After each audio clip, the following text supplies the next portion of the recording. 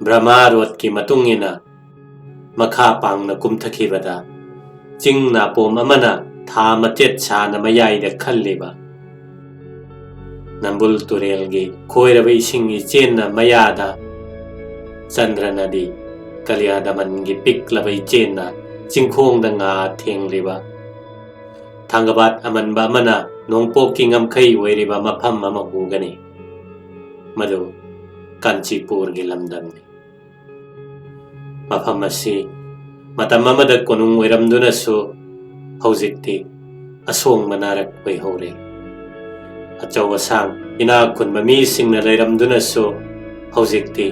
lamlaki sao se ki tungna pham oihore atat palaitana nin khonglaba sahar oiramduna su haujikti kaujing harauna khongliba lamhang oihore Laisang mandap pura dalan saramba mafam adu haujikti pungphai tana kuplaba atong balai pung oihore Achaw achawba pukri guhana chingba leiramba mafam adu haujikti lamhang pukri leikut kongut oihore cheksinna tharamba heilai haujikti pombi seklagi sagai dong amasung sanjena ha singi pothapam oihore karigumba pura dalan ningkhaibagi aremba makhak lehauba mafam khudingmakta ichai chaina tariba chekki mapai uraga matam amada konung oirami haibagi khudam phangba makhai mangairi semba hugalakpagi wakhal adu nungaibagi masakni toigo masung ningkhairakpa amasung mantharakpagi wakhal adu awabagi masakni mahausana lairaba mi adu kubergi matawgumna ina khulaksano karisu amangba leite Tawego masung konung oirambana narak oikraba ningthau oirambana mafam taduna narak singlakta leikhiba ina khulambana nangtharakpa kayada wakraba matawna asum tawna nangtharaklaba ningkhairaba umangi masak oiraklaba Kanchipurgi manungda baruni numit kayukta ningba kairabi kanagumbi nupi machama malika pambi amagi makhongda phamduna Misna thambaldagi pi tarang tarang simthari Haujikta satpa malika na kenduna makhongda tara male Urirei bu kaubirabra Nupi macha si mi siklaba lamhang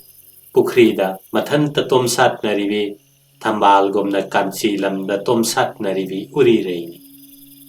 Baruni kurumba chatpa phangdre ko haina khanbada mathwai warabi amadi mabung mapwa kana amata leite mathandani ko haina khanbada mapukning nungsirabi amadi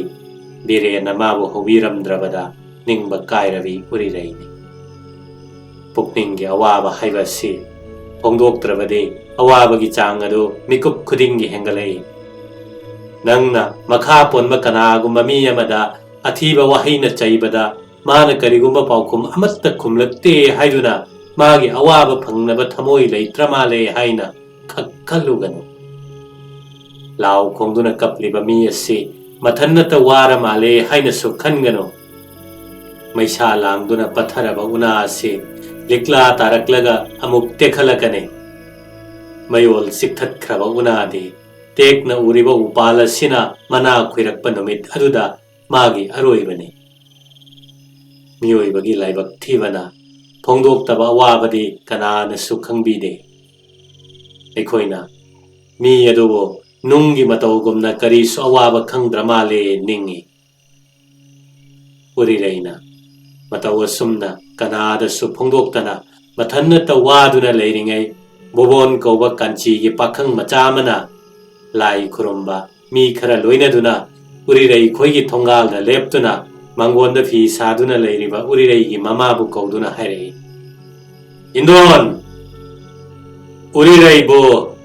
lai khurumba chathangadra chathangadaba leirabade aikhoi pubikhige Urirei gi mama thambalna khalei Bobon haiba nupa macha asi mahausana lamchat kaya phajade Magi makhutta kamdongna icha sina siba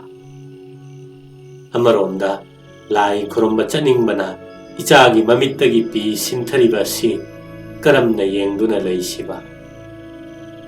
ꯑꯁꯤ ꯄꯨꯝꯅꯃꯛ ꯈꯟꯗꯨꯅ ꯃꯆꯥꯒꯤ ꯄꯨꯛꯅꯤꯡ ꯈꯪꯒꯦ ꯍꯥꯏꯗꯨꯅ ꯍꯪꯉꯦ, "ꯏꯕꯦꯝꯃ, ꯅꯪꯒꯤ ꯇꯥꯗ ꯕꯣꯕꯣꯟꯒꯤ ꯃꯇꯨꯡ ꯏꯟꯗꯨꯅ ꯂꯥꯏ ꯈꯨꯔꯨꯝꯕ ꯆꯠꯀꯦꯔꯥ?"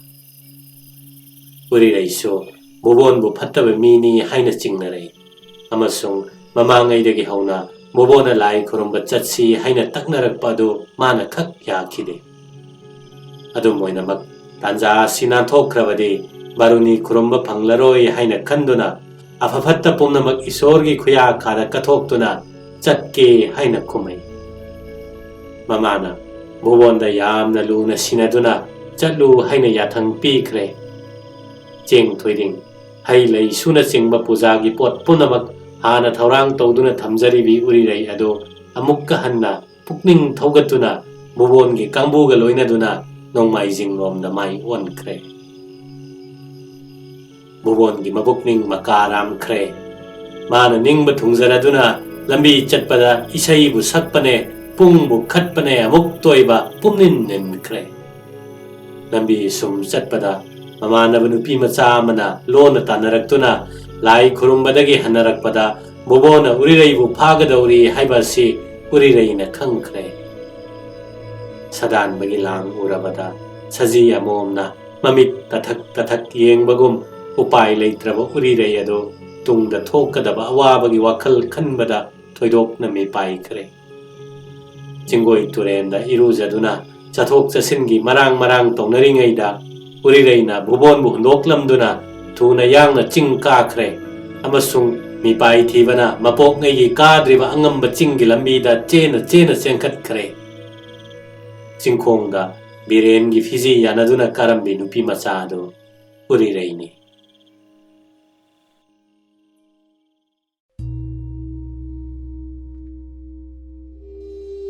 ꯕꯤꯔꯦꯟꯗ꯭ꯔ ꯁꯤꯡ ꯆꯤꯡꯊꯛꯇ ꯀꯥꯈꯠꯂꯛꯄ ꯃꯇꯝꯗ ꯎꯔꯦ ꯎꯖꯥꯎ ꯀꯌꯥ ꯀꯌꯥꯅ ꯀꯪꯗꯨꯅ ꯇꯥꯗꯨꯅ ꯂꯩꯔꯤ꯫ ꯅꯣꯡꯄꯣꯛ ꯊꯪꯕ ꯃꯥꯏꯀꯩꯗ ꯅꯥꯄꯤ ꯁꯤꯡꯕꯤꯅ ꯂꯦꯞ ꯊꯨꯝꯅ ꯍꯧꯈ꯭ꯔꯤ꯫ ꯈꯨꯔꯕ ꯂꯝꯕꯤ ꯑꯃ ꯑꯁꯣꯡꯕ ꯅꯥꯔꯛ ꯑꯗꯨꯒꯤ ꯃꯅꯨꯡꯗ ꯃꯈꯥ ꯄꯥꯡꯅ ꯆꯪꯈ꯭ꯔꯤ꯫ ꯃꯗꯨ ꯅꯠꯇꯅ ꯂꯥꯏꯐꯝ ꯌꯧꯅꯕ ꯂꯝꯕꯤ ꯑꯇꯩ ꯂꯩꯇꯦ꯫ ꯂꯝꯕꯤ ꯑꯗꯨꯗꯒꯤ ꯈꯔ ꯆꯠꯊꯣꯛꯂꯒ ꯅꯣꯡꯆꯨꯞ ꯊꯪꯕ ꯃꯥꯏꯀꯩꯗ ꯂꯣꯛꯆꯞ ꯑꯃ ꯂꯩꯈ꯭ꯔꯤ꯫ ꯃꯐꯝ ꯑꯗꯨꯗꯤ ꯂꯥꯃꯩ ꯆꯥꯈ꯭ꯔꯗꯨꯅ ꯏꯀꯣꯛ ꯀꯣꯛꯏ꯫ ꯕꯤꯔꯦꯟꯅ ꯃꯥꯒꯤ ꯀꯥꯡꯕꯨꯗꯒꯤ ꯆꯤꯊꯍꯧꯗꯨꯅ ꯄꯨꯛꯅꯤꯡ ꯃꯋꯣꯜ ꯃꯋꯣꯜ ꯈꯟꯗꯨꯅ ꯑꯋꯥꯡꯕ ꯆꯤꯡꯊꯛꯇꯒꯤ ꯇꯝꯄꯥꯛꯂꯣꯝꯗ ꯌꯦꯡꯊꯔꯛꯏ꯫ ꯑꯆꯧ ꯑꯆꯧꯕ ꯈꯣꯡꯅꯥꯡ ꯄꯥꯝꯕꯤ, ꯍꯩꯅꯧ ꯄꯥꯝꯕꯤꯅꯆꯤꯡꯕ ꯍꯧꯔꯤꯕ ꯑꯗꯨ ꯃꯅꯥ ꯄꯨꯡꯕ ꯇꯨꯂꯁꯤ ꯄꯥꯝꯕꯤꯒꯤ ꯃꯇꯧꯒꯨꯝꯅ ꯎꯔꯦ꯫ ꯆꯨꯝꯗ꯭ꯔꯤꯡ ꯆꯨꯝꯅ ꯂꯩꯔꯤꯕ ꯂꯝꯕꯤꯁꯤꯡ ꯑꯗꯨ ꯈꯨꯗꯩ ꯐꯤꯁꯥꯡ ꯇꯥꯗꯨꯅ ꯂꯩꯕꯒꯨꯝ ꯅꯤꯡꯊꯤꯖꯔꯤ꯫ ꯀꯔꯤꯒꯨꯝꯕꯗ ꯂꯝꯕꯤꯁꯤꯡ ꯑꯗꯨ ꯑꯁꯪꯕ ꯎ ꯋꯥꯒꯤ ꯃꯔꯛꯇ ꯃꯥꯡꯈ꯭ꯔꯤ꯫ ꯃꯐꯝ ꯑꯃꯗ ꯑꯁꯪꯕ ꯆꯤꯡ ꯅꯥꯄꯣꯝꯅ ꯉꯝꯈꯩ ꯑꯣꯏꯈ꯭ꯔꯤ꯫ ꯆꯤꯡꯗꯒꯤ ꯋꯥ ꯋꯥ ꯆꯦꯟꯊꯔꯛꯄ ꯏꯆꯦꯜ ꯈꯣꯏꯔꯕ ꯇꯨꯔꯦꯜ ꯃꯆꯥ ꯃꯆꯥ ꯑꯗꯨ ꯎꯔꯒ ꯆꯤꯡꯂꯥꯏꯅ ꯂꯣꯛꯅꯨꯡꯗꯒꯤ ꯇꯝꯗ ꯃꯆꯤꯟꯖꯥꯛ ꯊꯤꯕ ꯄꯥꯏꯊꯔꯛꯄꯒꯨꯝ ꯎꯔꯦ꯫ ꯑꯁꯪꯕ ꯎ ꯋꯥꯒꯤ ꯃꯔꯛꯇ ꯐꯨꯔꯥ ꯗꯂꯥꯟꯁꯤꯡ ꯑꯗꯨ ꯏꯉꯧ ꯉꯧꯅ ꯎꯔꯤ꯫ ꯑꯁꯪꯕ ꯅꯥꯄꯤꯅ ꯀꯨꯞꯂꯕ ꯄꯥꯠꯁꯤꯡ ꯑꯗꯨ ꯐꯤꯔꯪꯖꯤ ꯑꯁꯪꯕ ꯊꯥꯗꯨꯅ ꯊꯝꯕꯒꯨꯝ ꯅꯤꯡꯊꯤꯖꯔꯤ꯫ ꯂꯧꯔꯤꯅ ꯉꯝꯈꯩ ꯑꯣꯏꯔꯤꯕ ꯂꯧꯕꯨꯛꯁꯤꯡ ꯑꯗꯨ ꯀꯩꯌꯦꯟꯒꯤ ꯄꯣꯔꯝ ꯌꯦꯛꯄꯒꯨꯝ ꯐꯖꯈ꯭ꯔꯤ꯫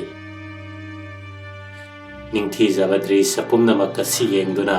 ꯃꯄꯨꯛꯅꯤꯡꯗ ꯃꯋꯣꯜ ꯃꯋꯣꯜ ꯈꯟꯗꯨꯅ ꯂꯩꯔꯤꯉꯩ ꯃꯇꯝꯗ ꯏꯈꯪ ꯈꯪꯍꯧꯗꯅ ꯑꯁꯣꯡꯕ ꯅꯥꯔꯛ ꯑꯃꯔꯣꯝꯗ ꯉꯔꯪ ꯉꯔꯪ ꯂꯥꯎꯅ ꯂꯥꯃꯩ ꯆꯥꯛꯂꯛꯂꯦ꯫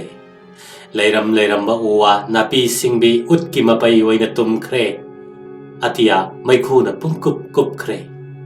ꯃꯅꯨꯡꯗ ꯂꯩꯔꯝꯕ ꯁꯥ ꯉꯥ ꯆꯦꯟꯕ ꯅꯪꯍꯧꯗꯅ ꯆꯥꯛꯊꯦꯛꯄꯅ ꯍꯥꯟꯈ꯭ꯔꯦ꯫ ꯎꯆꯦꯛ ꯋꯥꯌꯥ ꯄꯨꯝꯕ ꯂꯥꯎ ꯈꯣꯡꯕ ꯀꯣꯏꯄꯥꯏ ꯄꯥꯏꯕ ꯍꯧꯔꯛꯂꯦ꯫ ꯂꯥꯃꯩ ꯑꯗꯨ ꯃꯇꯧ ꯑꯁꯨꯝꯅ ꯇꯪꯊꯛ ꯅꯥꯏꯅ ꯃꯤꯌꯥꯝ ꯇꯝꯅ ꯄꯥꯏꯁꯤꯜꯂꯛꯂꯦ꯫ ꯃꯤꯌꯥꯝ ꯄꯨꯝꯅꯃꯛ ꯑꯗꯨ ꯃꯊ꯭ꯋꯥꯏ ꯈꯨꯕꯥꯛꯇ ꯍꯥꯞꯇꯨꯅ ꯑꯉꯝꯕꯅ ꯉꯝꯅ, ꯉꯝꯗꯕ ꯄꯥꯡꯒꯜ ꯁꯣꯟꯕ ꯀꯥꯡꯕꯨ ꯑꯗꯨꯅ ꯑꯀꯟꯕ ꯄꯥꯈꯪꯁꯤꯡꯅ ꯃꯇꯦꯡ ꯄꯥꯡꯗꯨꯅ ꯃꯃꯥꯡꯉꯩꯗ ꯂꯥꯃꯩ ꯆꯥꯈ꯭ꯔꯕ ꯂꯣꯛꯅꯨꯡ ꯑꯗꯣꯝꯗ ꯆꯦꯟꯊꯈ꯭ꯔꯦ꯫ ꯑꯔꯥꯞꯄꯗ ꯂꯩꯕꯗꯨ ꯕꯤꯔꯦꯟꯅ ꯎꯔꯦ꯫ ꯅꯨꯄꯤ ꯃꯆꯥ ꯑꯃꯗꯤ ꯈꯨꯗꯣꯡ ꯊꯤꯔꯕ ꯆꯤꯡ ꯀꯥꯔꯛꯄꯗ ꯋꯥꯔꯗꯨꯅ ꯅꯨꯡꯁꯥꯒꯤ ꯃꯩꯁꯥꯅ ꯌꯩꯕꯗ ꯑꯅꯧꯕ ꯈꯨꯖꯪꯒꯨꯝ ꯄꯠꯊꯔꯗꯨꯅ ꯈꯔ ꯍꯦꯛ ꯆꯦꯟꯕꯒ ꯈꯨꯗꯤ ꯍꯦꯛ ꯊꯤ ꯈꯔ ꯍꯦꯛ ꯆꯦꯟꯕꯒ ꯎꯔꯤꯅ ꯍꯦꯛ ꯌꯦꯠꯁꯤꯟ ꯇꯧꯗꯨꯅ ꯂꯩꯍꯧꯔꯦ ꯇꯨꯡꯂꯣꯝꯗꯗꯤ ꯑꯀꯤꯕꯒꯤ ꯃꯁꯛ ꯑꯣꯏꯔꯕ ꯂꯥꯃꯩꯅ ꯂꯥꯎ ꯈꯣꯡꯅ ꯆꯥꯛꯁꯤꯜꯂꯛꯂꯦ ꯑꯗꯨꯛ ꯌꯥꯝꯕ ꯃꯤꯌꯥꯝ ꯄꯨꯝꯅꯃꯛ ꯑꯗꯨ ꯃꯁꯥ ꯍꯤꯡꯂꯒ ꯂꯣꯏꯔꯦ ꯍꯥꯏꯗꯨꯅ ꯀꯅꯥꯁꯨ ꯀꯟꯒꯦ ꯊꯧꯔꯥꯡ ꯇꯧꯗ꯭ꯔꯦ ꯕꯤꯔꯦꯟꯅ ꯀꯔꯤꯒꯨꯝꯕ ꯎꯄꯥꯏ ꯑꯃꯇꯪ ꯇꯧꯕ ꯉꯝꯕ꯭ꯔꯥ ꯌꯦꯡꯒꯦ ꯍꯥꯏꯗꯨꯅ ꯃꯥꯏꯀꯩ ꯑꯗꯣꯝꯗ ꯆꯦꯟꯁꯤꯟꯈ꯭ꯔꯦ ꯅꯨꯄꯤ ꯃꯆꯥ ꯑꯁꯤ ꯑꯇꯩ ꯀꯅꯥꯁꯨ ꯅꯠꯇꯦ ꯎꯄꯥꯏ ꯂꯩꯇ꯭ꯔꯕꯤ ꯎꯔꯤꯔꯩꯅꯤ ꯕꯤꯔꯦꯟꯅ ꯆꯦꯟꯁꯤꯜꯂꯛꯄ ꯑꯗꯨꯕꯨ ꯕꯣꯕꯣꯅ ꯇꯥꯟꯁꯤꯜꯂꯛꯂꯕꯅꯤ ꯈꯟꯗꯨꯅ ꯃꯇꯨꯡꯗ ꯁꯗꯥꯟꯕꯅ ꯇꯥꯜꯂꯛꯂꯕꯤ ꯃꯥꯡꯗ ꯂꯥꯡꯅ ꯊꯠꯂꯕꯤ ꯁꯖꯤ ꯑꯃꯣꯝꯒꯤ ꯃꯇꯧꯒꯨꯝꯅ ꯅꯨꯡꯁꯥ ꯊꯕꯦꯠ ꯊꯕꯦꯠ ꯍꯣꯟꯗꯨꯅ ꯆꯞ ꯂꯦꯞꯂꯦ ꯂꯥꯃꯩꯔꯣꯝꯗ ꯃꯃꯥꯏ ꯑꯣꯟꯁꯤꯟꯗꯨꯅ ꯆꯦꯡ ꯊꯣꯏꯗꯤꯡ ꯑꯗꯨ ꯄꯥꯏꯗꯨꯅ ꯍꯥꯏꯔꯛꯏ ꯑꯩꯒꯤ ꯅꯨꯃꯤꯠ ꯁꯨꯔ ꯃꯥꯜꯂꯦ ꯇꯨꯡꯗ ꯂꯥꯃꯩ ꯅꯪꯅ ꯇꯥꯟꯁꯤꯜꯂꯛꯂꯦ ꯃꯥꯡꯗ ꯇꯝꯊꯤꯔꯕ ꯕꯣꯕꯣꯅ ꯊꯠꯇꯨꯅ ꯂꯩꯔꯦ ꯌꯥꯝꯅ ꯐꯔꯦ ꯕꯣꯕꯣꯅ ꯐꯥꯒꯗꯕꯒꯤ ꯁꯔꯨꯛꯄꯨꯗꯤ ꯂꯥꯃꯩ ꯅꯪꯅ ꯆꯥꯛꯊꯦꯛꯄꯤꯔꯣ ꯍꯌꯦꯡ ꯃꯨꯛꯀꯤ ꯃꯄꯣꯛꯇ ꯑꯩꯒꯤ ꯅꯤꯡꯕ ꯊꯨꯡꯖꯒꯦ ꯑꯁꯤ ꯍꯥꯏꯗꯨꯅ ꯃꯃꯤꯠ ꯎꯏꯁꯤꯟꯗꯨꯅ ꯂꯩꯈ꯭ꯔꯦ ꯕꯤꯔꯦꯟꯅ ꯊꯨꯡꯂꯕ ꯃꯇꯝꯗꯗꯤ ꯂꯥꯃꯩꯅ ꯍꯥꯟꯅ ꯌꯧꯁꯤꯟꯈ꯭ꯔꯦ ꯃꯩꯁꯥꯅ ꯁꯥꯕꯤ ꯁꯥꯅꯧ ꯑꯅꯤꯃꯛ ꯑꯃꯨꯟꯕ ꯎꯍꯩꯒꯨꯝꯈ꯭ꯔꯦ ꯕꯤꯔꯦꯟꯅ ꯃꯥꯡꯂꯦ ꯍꯥꯏꯗꯨꯅ ꯅꯨꯄꯤ ꯃꯆꯥ ꯑꯗꯨ ꯆꯤꯡꯗꯨꯅ ꯆꯦꯟꯕꯗ ꯃꯈꯣꯡ ꯅꯥꯝꯃ ꯄꯨꯊꯈ꯭ꯔꯦ ꯄꯨꯈ꯭ꯔꯤꯔ ꯀꯔꯤꯅꯣ ꯍꯥꯏꯅ ꯌꯦꯡꯊꯔꯛꯄꯗ ꯐꯨꯝꯅ ꯀꯨꯞꯄ ꯄꯨꯈ꯭ꯔꯤ ꯑꯃꯒꯤ ꯏꯁꯤꯡ ꯇꯔꯪ ꯇꯔꯪ ꯎꯕ ꯑꯍꯥꯡꯕ ꯃꯆꯤ ꯑꯃ ꯂꯩꯔꯦ ꯀꯨꯂꯩ ꯊꯨꯅ ꯅꯨꯄꯤ ꯃꯆꯥ ꯑꯗꯨꯕꯨ ꯁꯨꯞꯀꯣꯟ ꯀꯣꯟꯁꯤꯟꯗꯨꯅ ꯕꯤꯔꯦꯟꯅ ꯏꯁꯤꯡ ꯃꯅꯨꯡ ꯑꯗꯨꯗ ꯂꯨꯞꯊꯈ꯭ꯔꯦ ꯍꯥꯏꯈ꯭ꯔꯤꯕ ꯊꯕꯛ ꯄꯨꯝꯅꯃꯛ ꯑꯁꯤ ꯃꯤꯀꯨꯞ ꯈꯔꯒꯤ ꯃꯅꯨꯡꯗ ꯊꯣꯛꯈ꯭ꯔꯤꯕꯅꯤ ꯂꯥꯃꯩ ꯑꯗꯨꯁꯨ ꯇꯥꯟꯊꯛ ꯅꯥꯏꯅ ꯄꯥꯏꯈꯤꯗꯨꯅ ꯃꯐꯝ ꯑꯗꯨꯗꯒꯤ ꯂꯥꯟꯊꯣꯛꯈ꯭ꯔꯦ ꯉꯥꯏꯍꯥꯛ ꯂꯩꯔꯒ ꯏꯁꯤꯡ ꯃꯅꯨꯡꯗ ꯂꯨꯞꯈ꯭ꯔꯤꯕ ꯄꯥꯈꯪ ꯂꯩꯁꯥꯕꯤ ꯑꯅꯤ ꯑꯗꯨ ꯐꯥꯎꯒꯠꯂꯛꯂꯦ ꯑꯁꯥꯏ ꯃꯈꯩ ꯁꯥꯕꯤ ꯁꯥꯅꯧ ꯑꯅꯤ ꯑꯁꯤ ꯃꯁꯛ ꯈꯪꯅꯔꯝꯗ꯭ꯔꯤ ꯐꯥꯎꯒꯠꯂꯛꯂꯕ ꯃꯇꯝ ꯑꯁꯤꯗ ꯃꯃꯥꯏ ꯑꯣꯟꯁꯤꯟꯅꯗꯨꯅ ꯕꯤꯔꯦꯟꯅꯤ ꯑꯃꯁꯨꯡ ꯎꯔꯤꯔꯩꯅꯤ ꯍꯥꯏꯕ ꯈꯪꯅꯔꯦ ꯎꯔꯤꯔꯩꯅ ꯕꯣꯕꯣꯅꯤ ꯅꯤꯡꯗꯨꯅ ꯁꯤꯅꯤꯡꯂꯝꯕ ꯑꯗꯨ ꯍꯧꯖꯤꯛꯇꯤ ꯁꯤꯅꯤꯡꯗ꯭ꯔꯦ ꯑꯃꯁꯨꯡ ꯁꯤꯔꯝꯕ ꯊꯣꯛꯂꯕꯗꯤ ꯈꯨꯠꯀꯤ ꯃꯅꯤ ꯃꯁꯛ ꯈꯪꯗꯅ ꯁꯤꯔꯝꯒꯅꯤ ꯍꯥꯏꯅ ꯈꯜꯂꯦ ꯂꯩꯒꯤ ꯗꯣꯂꯥꯏ ꯇꯣꯡꯕꯕꯨ ꯌꯦꯛꯅꯕꯒꯤ ꯂꯥꯡꯅꯤ ꯅꯤꯡꯗꯨꯅ ꯁꯤꯔꯝꯒꯅꯤ ꯍꯥꯏꯗꯨꯅ ꯅꯨꯡꯁꯥ ꯃꯄꯤ ꯍꯣꯟꯈ꯭ꯔꯦ ꯕꯤꯔꯦꯟꯁꯨ ꯃꯤꯀꯨꯞ ꯑꯃꯇꯪ ꯊꯤꯜꯂꯝꯂꯕꯗꯤ ꯃꯥꯒꯤ ꯊꯃꯣꯏꯒꯤ ꯂꯟ ꯃꯩꯅ ꯆꯥꯛꯇꯨꯅ ꯁꯤꯔꯝꯂꯅꯤ ꯍꯥꯏꯗꯨꯅ ꯅꯨꯡꯁꯥ ꯃꯄꯤ ꯍꯣꯟꯈ꯭ꯔꯦ ꯃꯇꯝ ꯈꯔꯗꯪ ꯋꯥ ꯃꯆꯦꯠ ꯑꯃꯠꯇ ꯉꯥꯡꯗꯅ ꯃꯍꯩ ꯃꯍꯩ ꯌꯦꯡꯅꯗꯨꯅ ꯂꯩꯅꯈ꯭ꯔꯦ ꯃꯤꯠꯇꯒꯤ ꯄꯤ ꯇꯔꯪ ꯇꯔꯪ ꯁꯤꯟꯊꯈ꯭ꯔꯦ ꯃꯈꯣꯏ ꯑꯅꯤꯒꯤ ꯃꯄꯨꯛꯅꯤꯡꯗ ꯄꯨꯈ꯭ꯔꯤ ꯑꯗꯨ ꯃꯍꯧꯁꯥ ꯂꯩꯔꯝꯕ ꯄꯨꯈ꯭ꯔꯤ ꯑꯣꯏꯅ ꯅꯤꯡꯈꯤꯗ꯭ꯔꯦ ꯕꯥꯔꯨꯅꯤ ꯃꯍꯥꯗꯦꯕꯅ ꯃꯈꯣꯏ ꯑꯅꯤꯕꯨ ꯀꯟꯕꯤꯒꯦ ꯍꯥꯏꯗꯨꯅ ꯄꯥꯏꯔꯛꯇ ꯄꯤꯕ ꯄꯨꯈ꯭ꯔꯤꯒꯨꯝ ꯅꯤꯡꯈ꯭ꯔꯦ ꯏꯁꯣꯔꯒꯤ ꯃꯐꯝꯗ ꯍꯥꯟꯅ ꯊꯥꯖꯕꯒꯤ ꯃꯊꯛꯇ ꯑꯃꯨꯛ ꯍꯦꯟꯅ ꯊꯥꯖꯈ꯭ꯔꯦ ꯑꯃꯁꯨꯡ ꯁꯥꯕꯤ ꯁꯥꯅꯧ ꯑꯅꯤꯃꯛ ꯄꯨꯈ꯭ꯔꯤ ꯃꯄꯥꯟꯗ ꯈꯨꯔꯨ ꯀꯨꯗꯛ ꯀꯨꯟꯗꯨꯅ ꯃꯍꯥꯗꯦꯕꯒꯤ ꯈꯨꯌꯥꯈꯥꯗ ꯍꯟꯅ ꯍꯟꯅ ꯂꯩꯁꯤ ꯂꯩꯊꯣꯟꯈ꯭ꯔꯦ ꯃꯐꯝ ꯑꯗꯨ ꯃꯇꯨꯡ ꯐꯥꯎꯕ ꯑꯁꯦꯡꯕ ꯇ꯭ꯔꯤꯠꯊ ꯑꯃ ꯑꯣꯏꯍꯧꯔꯦ ꯉꯥꯏꯍꯥꯛ ꯂꯩꯔꯒ ꯕꯤꯔꯦꯟꯅ ꯍꯥꯏꯔꯛꯏ ꯏꯕꯦꯝꯃ ꯕꯥꯔꯨꯅꯤ ꯈꯨꯔꯨꯝꯅꯤꯡꯕꯅ ꯄꯣꯟꯗꯒꯤ ꯅꯥꯟꯊꯣꯔꯛꯂꯕ ꯇꯦꯅꯋꯥꯒꯨꯝ ꯅꯊꯟꯇ ꯄꯥꯏꯔꯛꯂꯕꯤ ꯂꯥꯃꯩꯅ ꯆꯥꯛꯀꯅꯤ ꯍꯥꯏꯕꯒꯤ ꯄꯨꯛꯅꯤꯡꯗ ꯆꯤꯡꯅꯗ꯭ꯔꯕꯤ ꯍꯧꯒꯠꯂꯣ ꯃꯇꯝ ꯈꯔ ꯂꯩꯔꯕꯗꯤ ꯑꯩꯈꯣꯏꯒꯤ ꯆꯥꯛꯊꯦꯛꯂꯕ ꯍꯛꯆꯥꯡ ꯊꯤꯒꯗꯕꯒꯤ ꯃꯤ ꯃꯌꯥꯝ ꯑꯃ ꯂꯥꯛꯂꯒꯅꯤ ꯃꯌꯥꯝꯅ ꯂꯥꯛꯇ꯭ꯔꯤꯉꯩꯗ ꯃꯐꯝ ꯑꯁꯤꯗꯒꯤ ꯈꯣꯡꯁꯥꯜꯂꯁꯤ ꯑꯩꯈꯣꯏꯕꯨ ꯀꯟꯕꯤꯔꯤꯕ ꯃꯍꯥꯗꯦꯕ ꯑꯗꯨ ꯗꯔꯁꯟ ꯇꯧꯔꯨꯔꯁꯤ ꯚꯛꯇꯤꯒꯤ ꯂꯩꯅ ꯃꯍꯥꯛꯀꯤ ꯈꯨꯌꯥꯗ ꯀꯠꯂꯨꯔꯁꯤ ꯃꯤꯠꯀꯤ ꯄꯤꯅ ꯁꯪꯒꯣꯝ ꯑꯣꯏꯗꯨꯅ ꯍꯩꯔꯨꯔꯁꯤ ꯎꯔꯤꯔꯩꯅ ꯈꯨꯝꯃꯩ ꯃꯥꯒꯤ ꯐꯅꯕꯇ ꯌꯦꯡꯕ ꯁꯪꯁꯥꯔ ꯑꯁꯤꯗ ꯑꯃꯨꯛ ꯍꯟꯅ ꯃꯥꯏ ꯎꯠꯂꯨꯗꯨꯅ ꯀꯥꯟꯅꯕ ꯂꯩꯇ꯭ꯔꯦ ꯉꯁꯤꯗꯒꯤ ꯍꯧꯅ ꯅꯪꯒꯤ ꯇꯨꯡꯏꯟꯖꯕꯤ ꯑꯣꯏꯔꯒꯦ ꯃꯤ ꯆꯤꯛꯄ ꯅꯥꯔꯛ ꯁꯤꯡꯂꯛꯇ ꯀꯣꯏꯅ ꯀꯣꯏꯅ ꯆꯠꯂꯁꯤ ꯏꯁꯣꯔꯒꯤ ꯅꯥꯝ ꯁꯣꯟꯗꯨꯅ ꯊꯋꯥꯏ ꯍꯤꯡꯅꯔꯨꯔꯁꯤ ꯎꯐꯨꯜ ꯋꯥꯏꯐꯨꯜ ꯇꯩꯕꯅ ꯑꯩꯈꯣꯏꯒꯤ ꯐꯤꯖꯦꯠ ꯂꯩꯇꯦꯡ ꯑꯣꯏꯔꯨꯔꯁꯤ ꯂꯥꯃꯩꯅ ꯆꯥꯛꯇꯨꯅ ꯃꯥꯡꯂꯝꯒꯗꯧꯔꯕ ꯑꯩꯒꯤ ꯍꯛꯆꯥꯡ ꯑꯁꯤ ꯅꯍꯥꯛꯅ ꯀꯟꯕꯤꯔꯦ ꯑꯩꯍꯥꯛ ꯑꯃꯨꯛ ꯍꯟꯅ ꯍꯛꯆꯥꯡ ꯑꯁꯤ ꯄꯥꯝꯗ꯭ꯔꯦ ꯅꯪꯒꯤ ꯈꯨꯌꯥꯈꯥꯗ ꯉꯁꯤꯗꯒꯤ ꯍꯧꯅ ꯀꯠꯂꯕꯅꯤ ꯕꯤꯔꯦꯟꯅ ꯍꯥꯏꯔꯛꯏ ꯏꯕꯦꯝꯃ ꯅꯪꯒꯤ ꯊꯋꯥꯏ ꯍꯛꯆꯥꯡ ꯀꯟꯕꯗꯤ ꯑꯩ ꯅꯠꯇꯦ Baruni Mahadevna ꯑꯩꯈꯣꯏ ꯑꯅꯤꯃꯛꯀꯤ ꯊꯋꯥꯏ ꯀꯟꯕꯤꯕꯅꯤ ꯑꯩꯈꯣꯏꯕꯨ ꯊꯧꯖꯥꯟꯕꯤꯔꯤꯕ ꯏꯁꯣꯔ ꯑꯗꯨꯒꯤ ꯈꯨꯌꯥꯈꯥꯗ ꯅꯨꯡꯉꯥꯏ ꯌꯥꯏꯐꯕ ꯕꯣꯔ ꯅꯤꯔꯨꯔꯁꯤ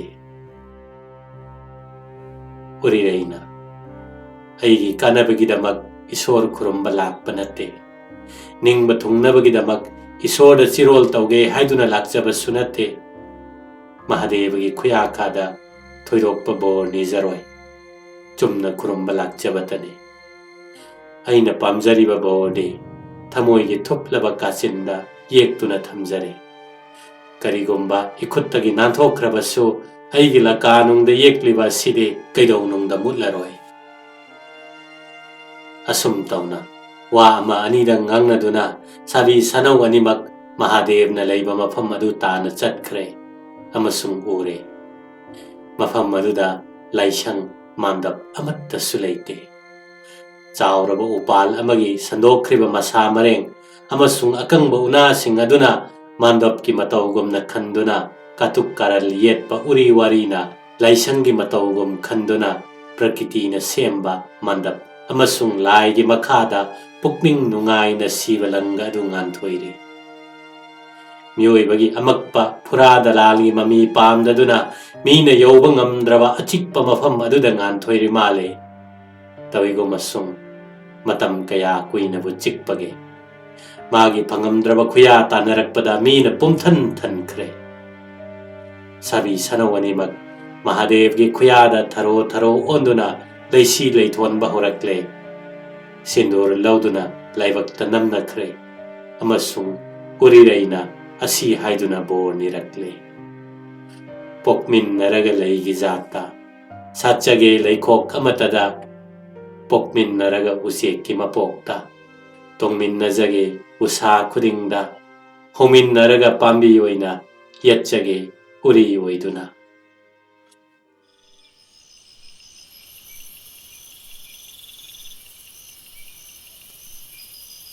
Baruni numitki sandhyani Pak sauraba atiyada Thawan michakna muli muli thoktuna Khara khara nganphung tauri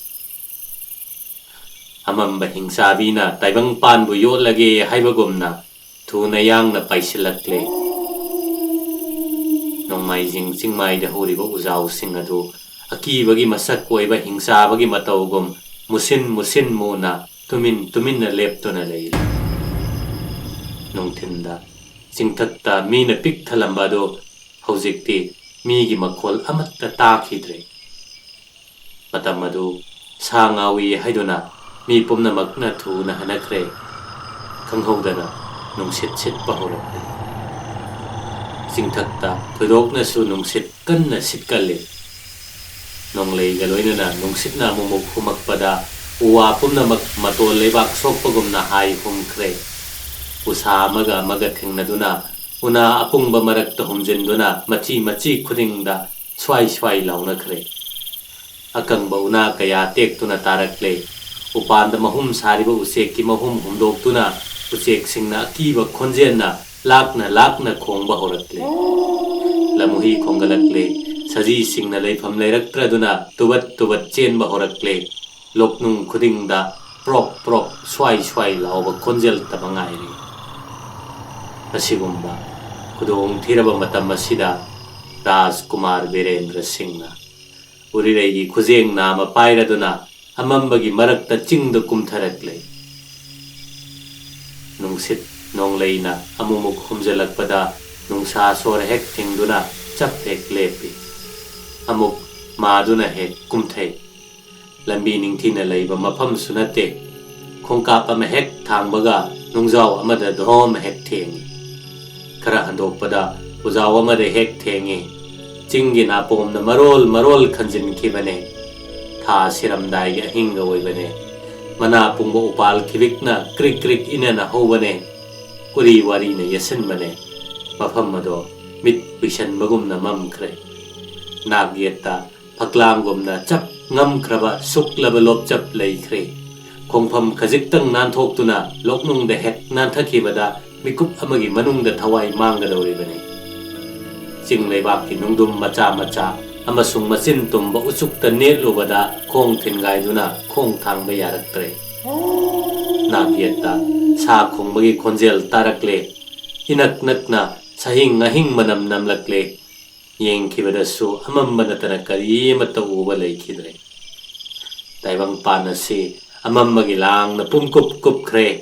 upal uri nungpak sausek amammada loina tinkhre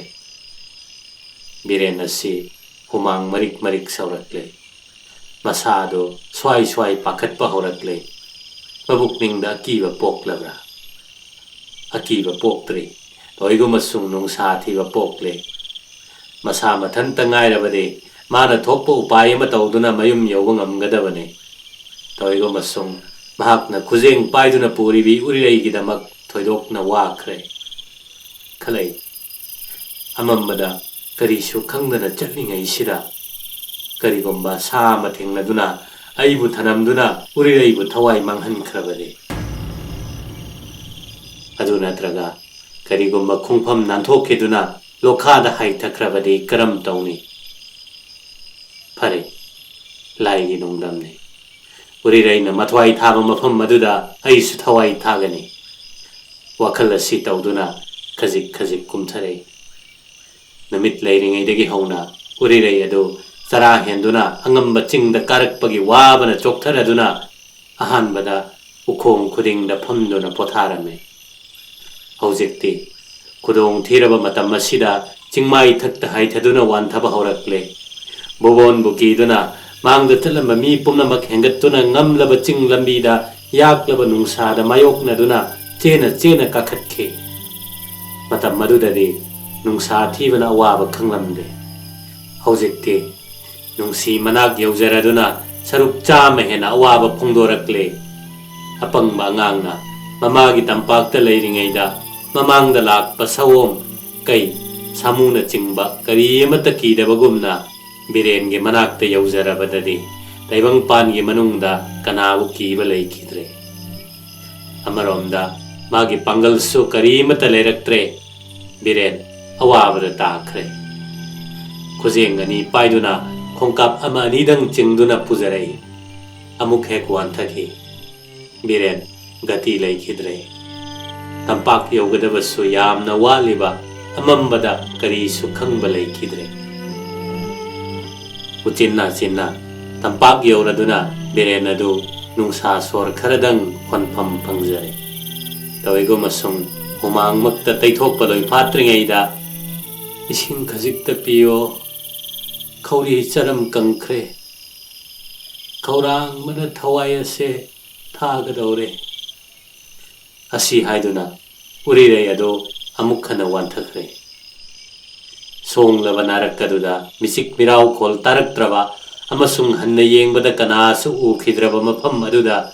Urirei na ningsingba leitana wanthakhiba urubada biren ngamkhai leitana wakhre khudong thiraba matam masida khudong thiraba mafamda ising kadaidagi thirusiba thiba chalabasu wanthaduna leiriba Urirei bu hundoktuna karamna chatsiba asi pumnamak khanduna simban mathak makha khrak khrak kangkhre anakpadagi una hektuna humai oiduna Urirei gi kokthakta humba horakle matam maduda makharomdagi tapna humakpa nungsitka loinana chinggi loknung amadagi trong trong lauba khonjel ama yamna nakna tare khonjel adu tabada loktagi ising chentharaklebani haiba khangladuna tapna tapna Urirei bu kauduna haire ibema anakpada ising leire ising sokluge ngai haktang hogatuna phamu adu tarabada Urirei adu khawrangbagi maisakna yamna wana hogalakle adudagi birena khongkap mari mangadang sathokhibada hanna hanna yengbiyo sa kaina thallaba songlaba narakasida pangal sonbi aibu ithanta hundoktuna chalagera nangi chenglo udaduna sibagi sarukpudi ising phangdaduna sibana hena phai asi haiduna amukhana leimai thakta tukhre Birena khali matam manghanduna kanararoi ngamba makhai thuna ising soklurage adukki matik thengjillaklaga adukki matik kudong thiba helakani asi khanduna trong trong lawba khonjel tarak pamai kai adomda thuna yangna changsin khre khara chalaga yaugadaba maningi khak yauba naide ahanbada khonjel adu nungsitna humlaktuna yamna nakna tarame hojikti khara khara lapthokibagum tawre marubhumi gi mayaida marichikana ising khorang mibu isingi mapaigumna uhanduna ngamkhai leitana awaba tahanbagumna trong trong lawba khonjel aduna sumattuna biren mu yamna lapna puthokre mangla taibangla mafam khangkhidre hansi kadaino chachinsi kadaino mafam khanglaktraduna aihak chap leptuna leire akon bada Urirei na haihowa wa punamakado hanna ningsingba horakle chiklaba matam masida asom tauna phakchinba honade haiduna amukka hanna changsilakle asom tauna khara khara changsinbada onthokpani Urirei bu yamna thapna hundoklamle amaromda ising chenbagi khonjel tarambadu su takhidre Urirei ne lehoba maikai adomda so sana khongbagi khonjel tarakle adu phawba biren atatpa leitana manglomda changsilakle khara changsilaga uwana question ba khwaidige hena sukpa mafam ama lei haiba khangle chingdagi chentharakpa piklaba ifutki khonjel ama arapadagi tarakpa binagi khonjel gomna thenglaba hing aduda biren gi waraba thamoi adubo waganu haina thamjinba horakle khonjel adu amambada umangi atiyada tinkhre ising soidana leire haiba khangladuna khonjel adugi matungina maduna amammagi marakta changsinkhre amasung uchinna ising khong adu yaukhre ising khong adugi machi amada chop launa karigomba jiba mana ising thakpagum tare yengthokkibada maibungi matawgomna irang langba mit ani ure madu kai natana atai kari sunatte haiba khangle madu ubada biren adu kokchawi kakhre lawai lephugi samchak yungkhre ising soksi kadai sokanu si kadai are pakhang khidre ising pangdaduna Urirei gi thawai thagadabagi sarok aibu kaina charaga chasano asi khanduna ising sokke haina kumtharakle toigo masung patradi kadai Urirei gi awaba uduna ising sokani haiduna hekta marai patra leite haiba wakhan tawrude hojik ising do kumtharaba matam masidadi patra yaude haiba khangle mamangdadi kaijawa mana mamit kuptana ngaiduna leiri patra gi wakhal tawduna leikhigadra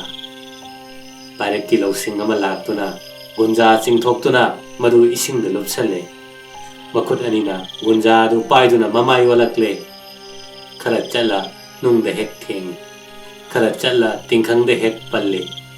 tuminna chaning mama pham swai laukre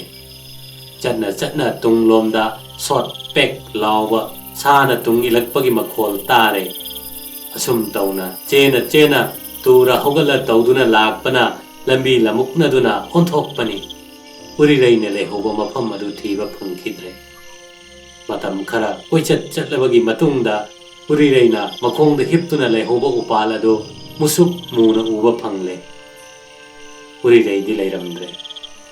thawai yawdraba hakchangna akibagi masak oibagumna Urirei leitraba upal adu akibagi masak oikre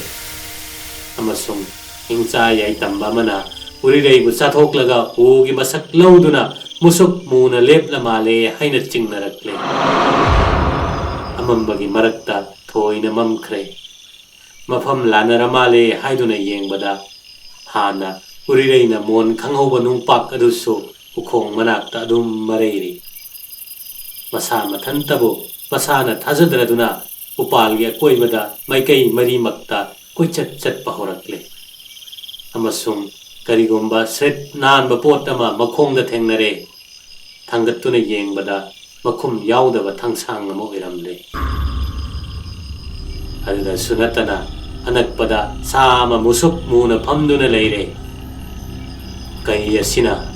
ꯎꯔꯤꯔꯩꯒꯤ ꯃꯊ꯭ꯋꯥꯏ ꯃꯥꯡꯍꯟꯈꯤꯕ ꯇꯥꯔꯦ. ꯃꯤꯒꯤ E ꯊꯛꯄꯗ ꯃꯌꯥꯏ ꯀꯥꯔꯗꯨꯅ ꯑꯩꯕꯨꯁꯨ ꯉꯥꯏꯗꯨꯅ ꯂꯩꯔꯤ ꯃꯥꯜꯂꯦ.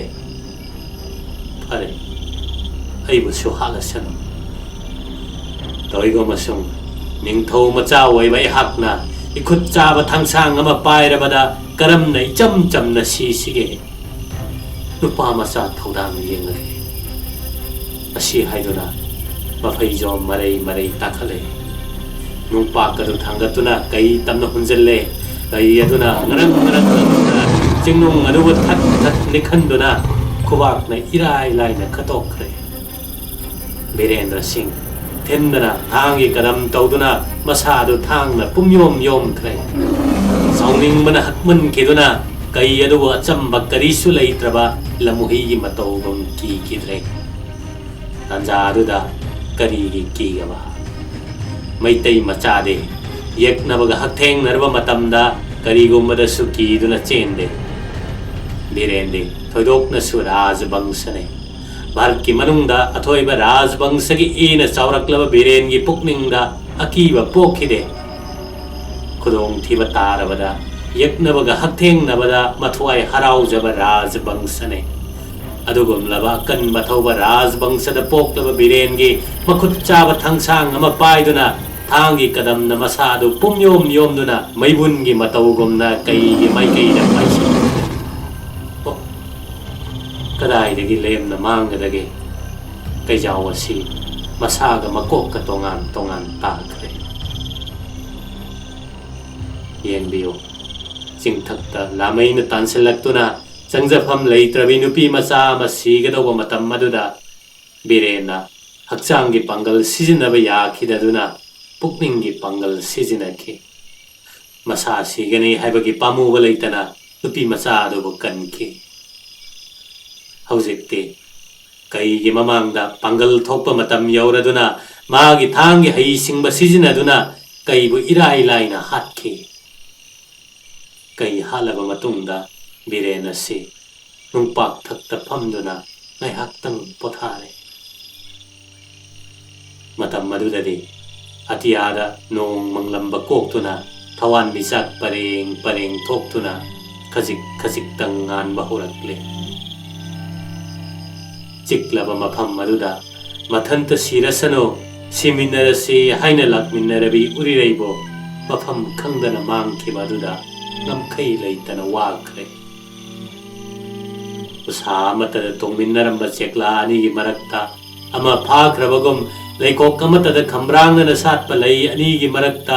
अमा हेख्रबगुम हौजिक्ता खौरांबगी मैचाकना ngौदुना लेहौरबी उरिरै अदु मांगख्रबदा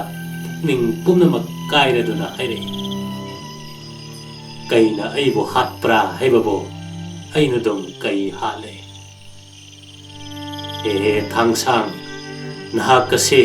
अचम्ब थांग नत्ते लाइना पीरबा थांगने नंगिना पाना कई हाले नंगोंद कटनबा अइगी करिगुंबा पोट अमत्त याउजद्रे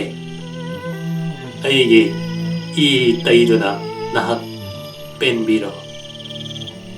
पंगल सोलवी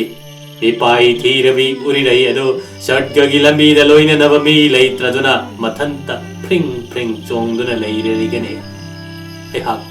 मागी मतुंग इनख्रगे चंगजरक्लबा मी कन्म ngamद्रबा अई पुंसी असे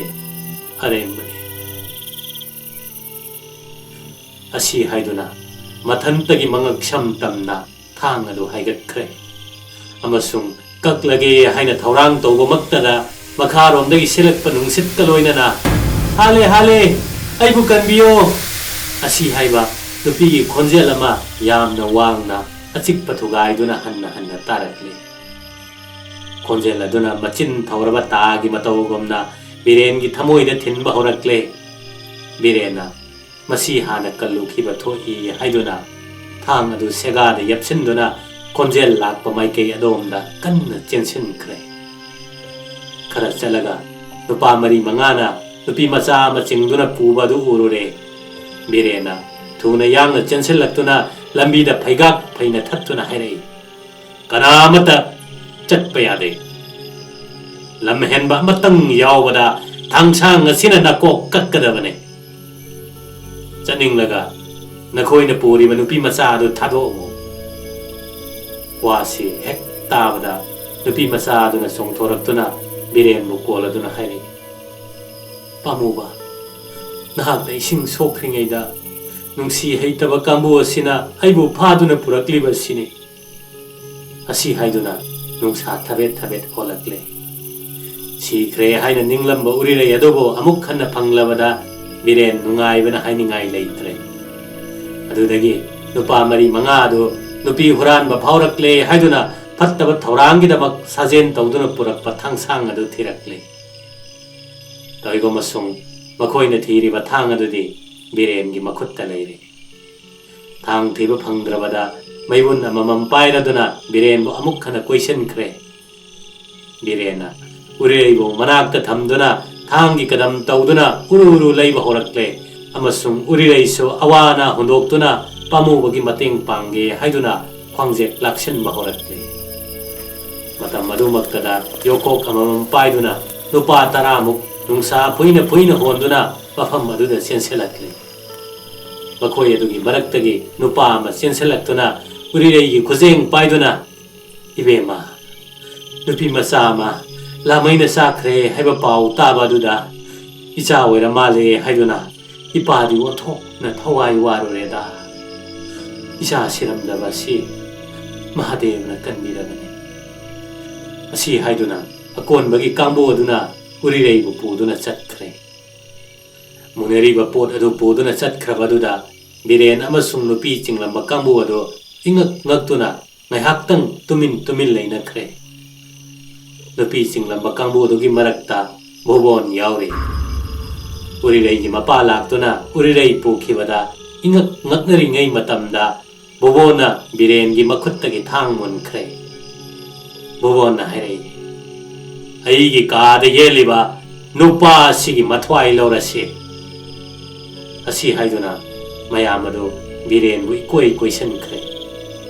ꯕꯤꯔꯦꯟ ꯑꯗꯨ ꯇꯧꯐꯝ ꯈꯪꯗ꯭ꯔꯗꯨꯅ ꯇꯨꯃꯤꯟꯅ ꯃꯌꯥꯏꯗ ꯂꯦꯞꯇꯨꯅ ꯂꯩꯈ꯭ꯔꯦ꯫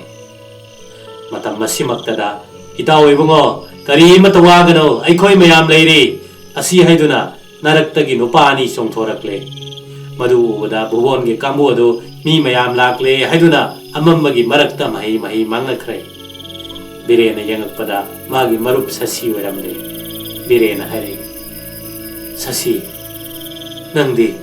ꯑꯁꯨꯛ ꯊꯦꯡꯂꯕ ꯐꯥꯎꯕ ꯀꯗꯥꯏꯗ ꯂꯩꯔꯨꯏ? ꯅꯪꯅ ꯂꯣꯏꯅꯔꯛꯂꯤꯕ ꯅꯨꯄꯥ ꯑꯁꯤꯗꯤ ꯀꯅꯥꯅꯣ?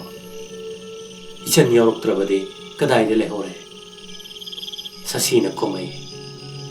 ꯔꯥꯖꯀꯨꯃꯥꯔ, ꯅꯪꯒꯤ ꯀꯥꯗ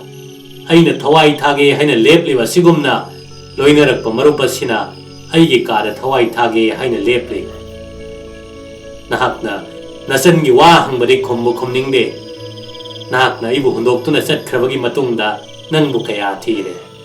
ꯐꯪꯉꯛꯇ꯭ꯔꯕꯗ ꯊꯨꯅ ꯌꯥꯡꯅ ꯂꯥꯏ ꯈꯨꯔꯨꯝꯗꯨꯅ ꯆꯤꯡꯈꯥꯔꯣꯝꯗ ꯀꯨꯝꯊꯔꯛꯄꯗ ꯂꯃꯈꯥꯡꯗ ꯄꯥꯈꯪ 5-6ꯅ ꯑꯩꯕꯨ ꯌꯩꯊꯨꯔꯝꯗꯨꯅ ꯅꯆꯟ ꯄꯨꯈ꯭ꯔꯦ꯫ ꯑꯩꯅ ꯇꯨꯗꯨꯅ ꯂꯩꯔꯤꯉꯩꯗ ꯂꯥꯛꯃꯤꯟꯅꯔꯤꯕ ꯃꯔꯨꯞ ꯑꯁꯤꯅ ꯑꯩꯒꯤ ꯁꯦꯕꯥ ꯇꯧꯗꯨꯅ ꯃꯍꯥꯛꯅ ꯂꯝꯕꯤ ꯆꯤꯡꯗꯨꯅ ꯀꯨꯝꯊꯔꯛꯂꯤꯕꯅꯤ꯫ ꯅꯪꯒꯤ ꯄꯨꯛꯆꯦꯜ ꯄꯨꯝꯅꯃꯛ ꯑꯩ ꯂꯣꯏꯅ ꯈꯪꯉꯤ꯫ ꯆꯤꯡꯈꯥꯗ ꯅꯪꯒꯤ ꯐꯤꯖꯤ ꯌꯥꯜꯂꯝꯕꯤ ꯅꯨꯄꯤ ꯃꯆꯥ ꯑꯗꯨꯒꯤ ꯃꯇꯨꯡ ꯏꯟꯅꯔꯤꯉꯩꯗ ꯅꯆꯟ ꯃꯥꯡꯈ꯭ꯔꯤꯕꯅꯤ꯫ ꯅꯆꯟ ꯑꯃ ꯍꯨꯟꯗꯣꯛꯑꯝꯃꯤ ꯍꯥꯏꯕꯒꯤ ꯋꯥꯈꯜ ꯏꯇꯧ ꯇꯧꯗꯅ ꯅꯨꯄꯤ ꯃꯆꯥ ꯑꯃꯒ ꯂꯣꯏꯅꯅ ꯅꯥꯄꯟ ꯇꯧꯗꯨꯅ ꯆꯠꯂꯤꯉꯩꯗ ꯗꯥꯀꯨꯒꯤ ꯈꯨꯠꯄꯨꯒ ꯊꯦꯡꯅꯗꯨꯅ ꯑꯋꯥꯕ ꯀꯌꯥꯗ ꯅꯪꯂꯕꯅꯣ? ꯑꯩꯈꯣꯏ ꯂꯥꯛꯑꯝꯗ꯭ꯔꯕꯗꯤ ꯅꯪ ꯅꯊ꯭ꯋꯥꯏ ꯃꯥꯡꯉꯝꯒꯗꯕꯅꯤ꯫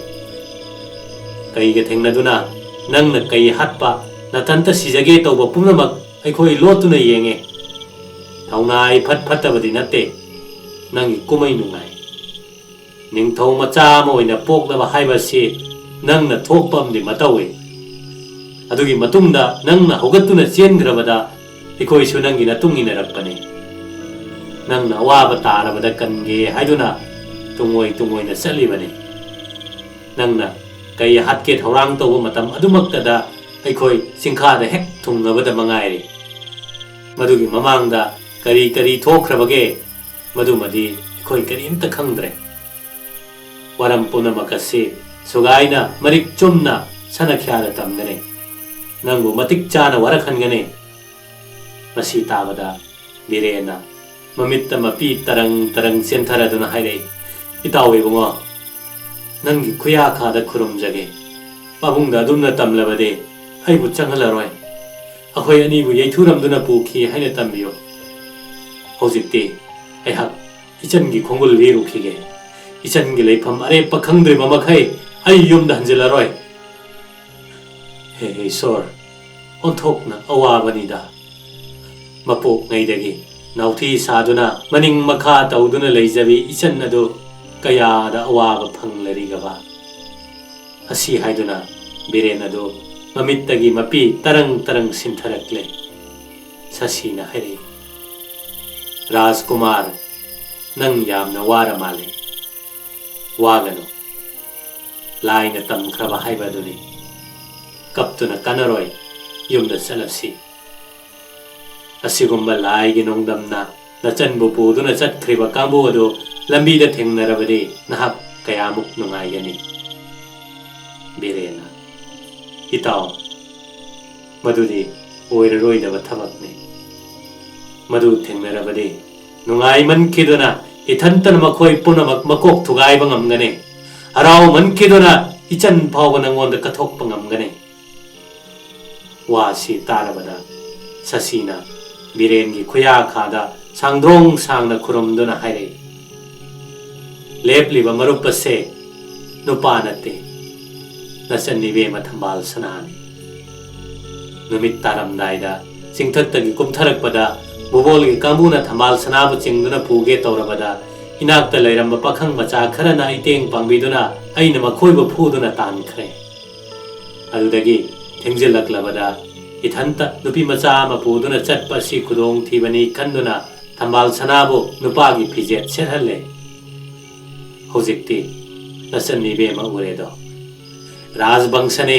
hairaba wa soidanu se Birena mikup amagi manungda awaba nungaiba ikaiba amasung nokningba pulap timduna lukham khola duna haire huran babu huran bana pharabadi kanana bichar tawgane